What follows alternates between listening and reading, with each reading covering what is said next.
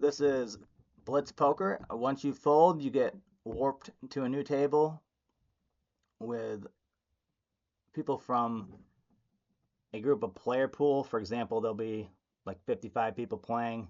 Once people fold, they get immediately sent to a new table, dealt new cards. You fold, boom, new table, new cards, and you just keep rotating in and out. It's called Rush on other sites. But anyway, I get dealt King Jack off on the button. Everyone folds around. I min raise. Big blind calls. So the flop comes out. Deuce 9 10 rainbow, and he leads out 3/4 here. Now I don't know anything about this player yet. The first time playing with them, so I don't know what types of hands they are leading into people with here. Face value is probably a 10, but the hands that would be doing this are 8-7, Jack 8, Queen Jack, 10x, and 9x to see where they're at. So it's one of those hands, most likely. And I decide to, with 2 overs and a straight draw, I decide to rep something bigger than I have, and they call. The turn comes out for it doesn't change the board. They recognize that, and they lead out again. This makes me think, oh, this is a good play. If they think I'm weak or if they're trying to figure out if I'm weak. But it's less likely that type of gamesmanship is going on right now, and it's more likely that they're just thinking, hey, I have a 10 and I just want to value bet because the board didn't change and it's still good. But I was repping something bigger on the flop. The board didn't change, so I don't want to give up my hand because I have 2 overs to make a pair, and a queen gives me a straight. And I think calling looks weak here because if I raise flop and the board didn't change, why is my decision making about the hand or about how I'm going about the hand changing? Why am I just calling? So in this spot, I decide, or I like to think, what would I do if I had aces, kings, queens? How would I play those hands in the spot? What type of raise would I make? And I think a min raise is good, or maybe maybe raise about 5 on top of it or 6. But I decided to go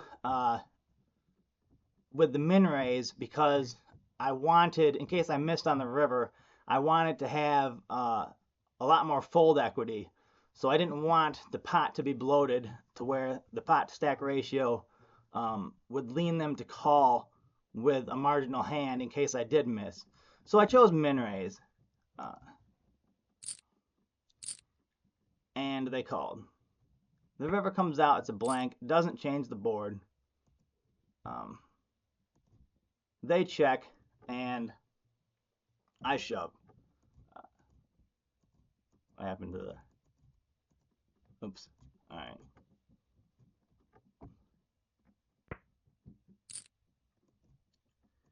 Now this player is going to be in a very tough spot on the river because you're going to have to put, in order to make this call with a 10, you're going to have to put your opponent on, someone that this person hasn't played with me, on taking this line as a bluff. Raise pre-flop, get let into, raise, turn, bet into again, big, min raise, now shoved river. To call that with one pair or just top pair on the board is you're going to have some type of read on a player to be able to know they're capable of bluffing in that spot. He doesn't have that information yet.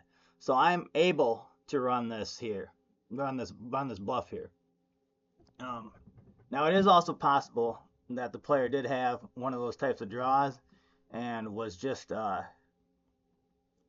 trying to move me off my hand or represent strength as I was, and I just outplayed him because I had position. And that's another thing. Position is huge here. Beginning to act last, it makes things less complicated. You get to see what they do, you get to close the action. Now, obviously, acting first, you can shut down my ability to do this with, um, shoving yourself or betting sizes that I can't really bluff raise or stuff like that. But I won't get too much into that. But yeah, I just thought this was a interesting hand to show, and I don't know that there would have been a more optimal way to play it. If he bets, well, he bets flop. If we just call, and then he bets turn, and we just call, and then river, he bets, we can't really do anything. If we raise, it's not going to make any sense either, because why didn't we raise earlier and the board didn't change?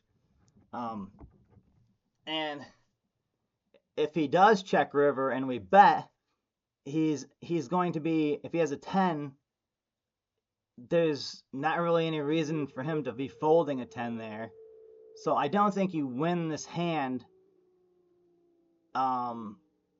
very often playing it any other way than I just did. But anyway, yeah, interesting hand.